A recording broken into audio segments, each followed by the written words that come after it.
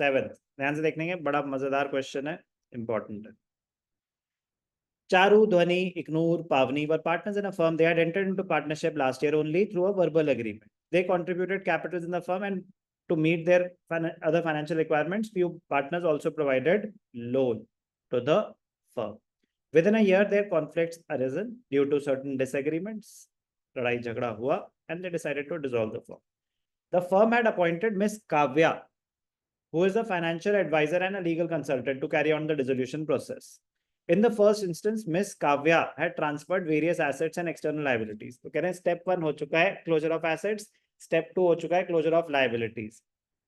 कह रहे हैं लेकिन वो ना busy हो गई थोड़ी सी, तो Miss Kavya has delegated this assignment to you, being an intern in her firm. आप उसकी firm में intern है, तो आपको काम दिया है dissolution का. तो on the date of dissolution you have observed. तो ऊपर वाली बकवास थी, किसी काम की नहीं थी, कहानी अब शुरू होगी, कहानी अब तो, लेकिन बकवास है कि इंपॉर्टेंट है वो तो पढ़ने के बाद ही पता चलेगा, आप स्किप नहीं कर सकते। कोई भी रेलेवेंट इंफॉर्मेशन नहीं थी जो मेरी ट्रांजैक्शन को चेंज करे, बस ये कि हाँ ये 4 पार्टनर्स हैं, चारू, ध्वनि, इग्नोर, पावनी, काव्या, काव्या काव्या का कोई रोल नहीं।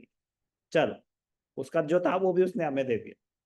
On the date of dissolution you have observe the following transactions, 1 transaction at a time.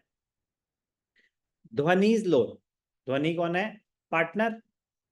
Dhwani's loan of 50,000 to the firm was settled by paying 42,000। अब ध्यान से देखना, बड़ा मजेदार पॉइंट, इंपॉर्टेंट है, पूरा क्वेश्चन इंपॉर्टेंट है।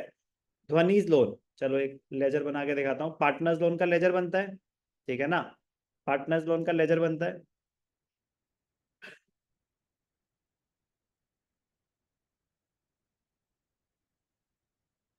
ध्वनि's लोन अकाउंट, रियलाइजेशन में तो ट्रांसफर नहीं होता पार्टनर्स लोन, उसका तो सेपरेट लेजर बनता है, ठीक है जी। कितने का लोन था? 50,000 बाय बैलेंस बीडी 50,000। 50,000 की लाइबिलिटी थी, but it was settled at 42,000 to cash और बैंक। 42,000, तो सर आपने बताया ना रियलाइजेशन में कि जो भी लाइबिलिटी सेटल हो रही है they will be recorded at transaction value, yes और नो? यस। रियलाइजेशन अकाउंट में, रियलाइजेशन अकाउंट से रिलेटेड जो ट्रांजैक्शन है उनमें हम प्रॉफिट और लॉस का कुछ नहीं करते, क्योंकि रियलाइजेशन अकाउंट में लाइबिलिटी ट्रांसफर हुई थी, रियलाइजेशन अकाउंट में एसेट्स ट्रांसफर हुए थे, तो जो प्रॉफिट और लॉस है ना वो ऑटोमेटिक एडजस्टमेंट हो जाती है। पार्टनर्स लोन, वो तो रियलाइजेशन में ट्रांसफर ही नहीं हुआ, उसमें तो लाइबिलिटी दिखा रखे 50,000। अगर 42,000 में सेटल हुई है, ये अकाउंट तो क्लोज ही नहीं होगा, बैलेंस पड़ा हुआ है इसमें, तो क्या देने हैं पैसे? नहीं, वो आपका प्रॉफिट है, वो आपका प्रॉफिट है, and profit will be transferred to realisation account. तो यहाँ पे क्या आ जाएगा? टू रियलाइजेशन, कितना? 8,000। तो ये बहुत इंपॉर्टेंट है, ये बहुत इंपॉर्टेंट। तो एंट्री क्या हुई?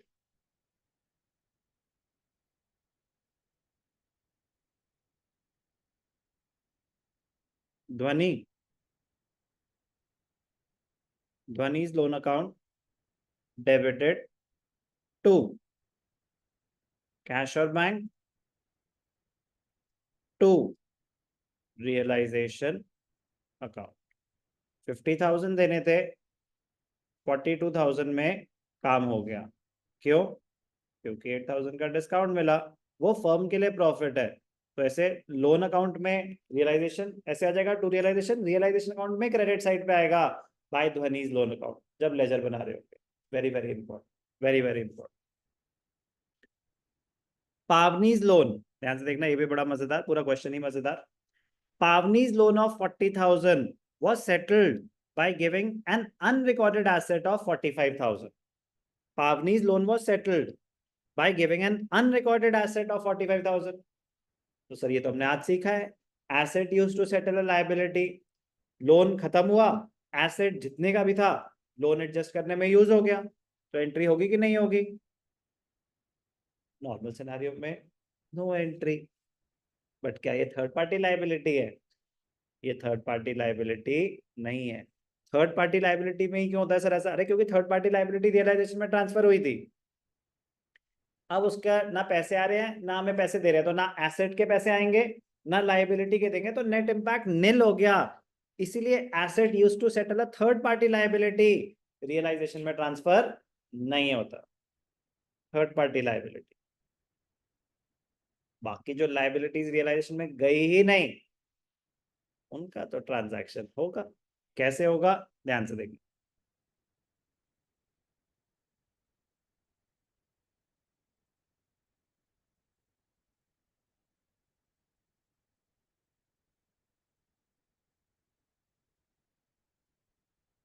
पावनीज लोन अकाउंट,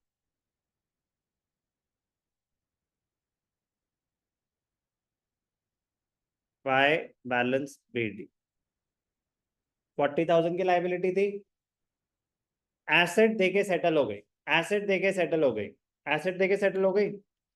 एसेट, तो एसेट अकाउंट तो क्रिएट कर नहीं सकते, तो अनरिकॉर्डेड एसेट था। स्टेप 1 में तो आया नहीं होगा क्लोजर ऑफ एसेट्स में। एक अनरिकॉर्डेड एसेट से आपकी लाइबिलिटी सेटल हो गई, कितने की, 40,000 की। आपका फायदा या नुकसान,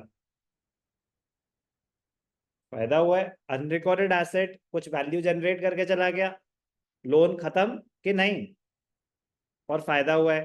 तो बिना पैसे दिए, बिना पैसे दिए, तो प्रॉफिट कहां ट्रांसफर हो जाएगा, रियलाइजेशन अकाउंट में, रियलाइजेशन अकाउंट में। तो इस चीज की एंट्री क्या हुई, पावनीज लोन टू रियलाइजेशन अकाउंट 40,000। पावनी का लोन था 40,000, एक अनरिकॉर्डेड एसेट के थ्रू सेटल हो गया, तो पूरा का पूरा आपका प्रॉफिट ही है, क्योंकि कोई पैसे नहीं देने पड़े। तो एंट्री क्या हो जाएगी, Pavani's loan account debited to realisation account. Very very important, very very important. तो asset use to settle a liability, वो थर्ड पार्टी लाइबिलिटीज होती है। कोई और लाइबिलिटी है तो ट्रांजैक्शन आएगी। Now loan to Charu, loan to Charu क्या है, ये तो एसेट फॉर द फर्म है ना, loan to Charu asset for the firm. It was settled by payment to Charu's brother's loan. Charu's brother's loan क्या है, थर्ड पार्टी लाइबिलिटी, यस और नो। चारू के ब्रदर का लोन वो थर्ड पार्टी लाइबिलिटी है। इस केस में मैंने चारू को लोन दे रखा था, मेरे लिए एसेट, और चारू के ब्रदर से लोन ले रखा था, थर्ड पार्टी लाइबिलिटी। आपस में एक दूसरे को पैसे दे देना, हमारा सारा हिसाब खत्म, हमारा सारा हिसाब खत्म। तो इसमें asset is being used to settle a third party liability, asset is being used to settle a third party liability. No entry, no entry आपके लिए इस केस में। An asset is being used to settle a third party liability.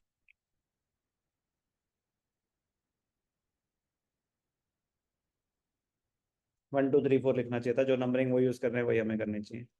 इग्नूर्स loan account, ये तो partner है।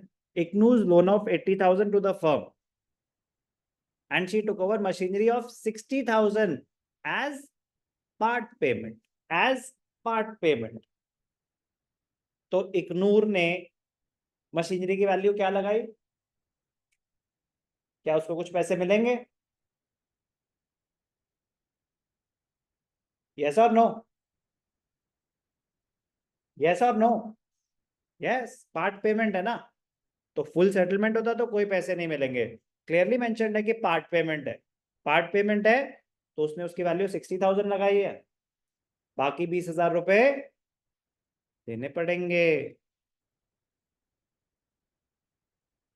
Ignores loan account debited to, to जो asset दिया वो भी आएगा, और जो कैश दिया वो भी आएगा। जो एसेट दिया वो किसके थ्रू जाएगा, रियलाइजेशन अकाउंट के थ्रू। लोन 80,000 का था, 60,000 तो एसेट दे दिया, 2 कैश और बैंक। पैसे कितने दिए? Very very important, very very important. आराम आराम से अब्सॉर्ब करेंगे।